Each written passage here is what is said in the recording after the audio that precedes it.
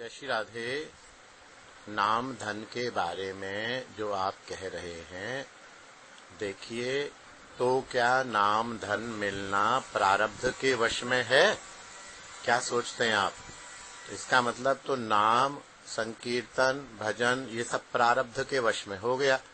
प्रारब्ध किससे बनता है? कर्म से। और कर्म अलग है, भक्ति अलग है। तो इसलिए हम एक फैक्ट्री लगाएं, खूब जोर लगाएं, यदि हमारे प्रारब्ध में नहीं है तो वो फैक्ट्री फेल होनी है।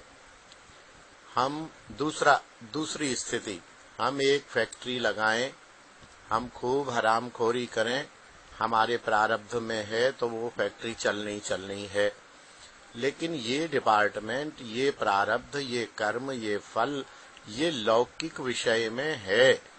ये भक्ति भजन क्योंकि निरपेक्ष है, स्वतंत्र है, इसमें प्रारब्ध नहीं चलता है।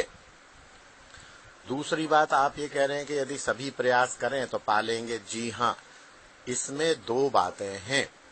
हमें प्रयास और साधन करना ही पड़ेगा। हम प्रयास करेंगे, साधन करेंगे, उससे हमारे ऊपर संत कृपा, गुरु कृपा और यहाँ तक कि भगवत कृपा होगी। उससे हम नाम या संकीर्तन द्वारा कृष्ण चरण रज प्राप्त कर लेंगे। ये एक जॉइंट वेंचर है। गुरुदेव या भगवान या संत बिना प्रयास के कृपा करेंगे नहीं, और आप प्रयास करोगे तो वो कृपा करेंगे ही।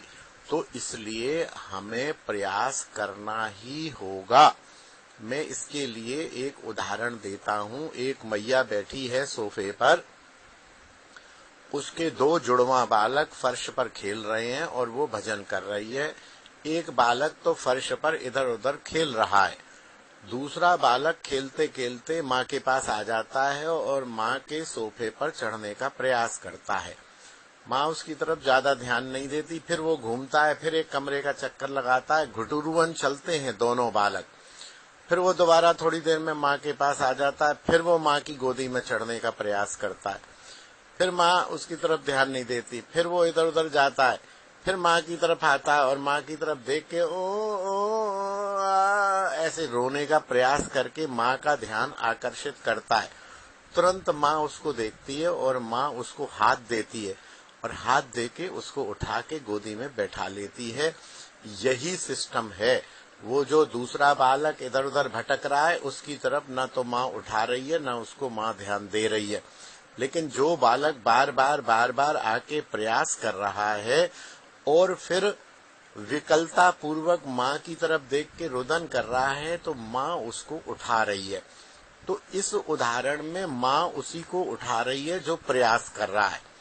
जो प्रयास नहीं कर रहा है उसको माँ नहीं उठा रही है, और जो प्रयास कर रहा है, बार बार कर रहा है, इसलिए आप भाग्य के भरोसे नाम संकीर्तन को न समझें। नाम चिन्मय है और हमें साधन की स्वतंत्रता है।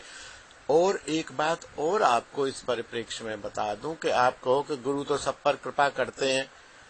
एक गुरु कोई भी ले लीजिए, बड़े महाराज जी के 4000 चेले हैं। 4000 में से एक तो सुभाष बाबा हैं, एक दूसरे संजय जी हैं, एक दूसरे भी हैं, और एक ऐसा भी है जो शाम को आज भी शराब पीता है।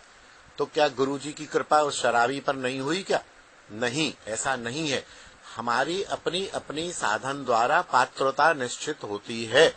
हम जितना अधिक गुरु को समर्पित होंगे, गुरु के आदेशों को पालन करते जाएंगे, गुरुदेव की उतनी कृपा मिलती जाएगी। ये कोई व्यापार नहीं है, ये सिस्टम है। ऐसे तो कोई साधन करे नहीं, घर पे सोता रहे, उसको भगवान कृपा कर देंगे? नहीं करेंगे। जो जितना अधिक साधन करेगा उस पर उतनी अधिक कृपा होगी, वो उतना अधिक शीघ्रता से कृष्ण चरण प्राप्ति को प्राप्त कर लेगा।